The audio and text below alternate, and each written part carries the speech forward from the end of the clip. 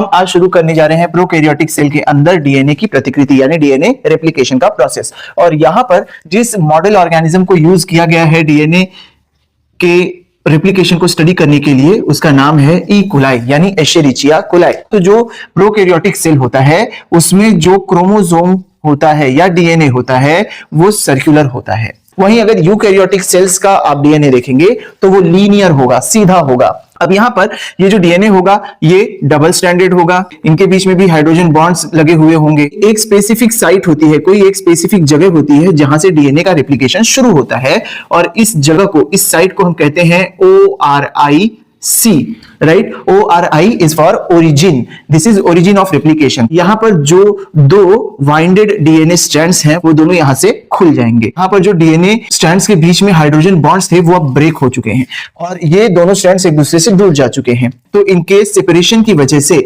इस तरफ और इस तरफ यानी कि इस बबल के, ये जो बबल दिखाई दे रहा है आपको, अब इसको हम कहते हैं रेप्लिकेशन बबल।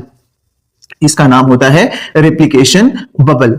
ओके अब ये जो रेप्लिकेशन बबल है इसके दोनों साइड में बहुत ज्यादा स्ट्रेन आ जाता है, यानी कि बहुत ज्यादा टॉर्जन या आप कह सकते हैं प्रेशर आ जाता है। इसके खुलने की वजह से यहां पर बहुत ज्यादा कॉइलिंग हो जाती है। तो कहीं यहां पर कॉइलिंग बढ़ ना जाए इसलिए यहां पर एक एंजाइम आता है जो यहां पर सीजर की तरह काम करता है, ठीक है, कैंची की तरह काम करेगा।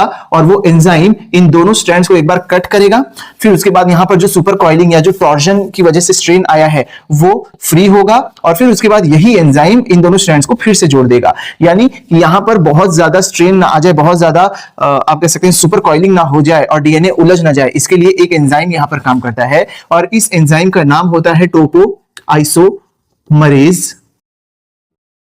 2, राइट। इसका एक और नाम होता है, या तो हम इसको टोपोआइसोमरेज 2 कहते हैं या तो फिर इसका एक नाम होता है गायरेज, डीएनए गायरेज, राइट। ये एरिया कुछ इस तरह से बन चुका है, कुछ इस तरह से बन चुका है। इसके आगे डीएनए इस तरह से कॉइल्ड ही है।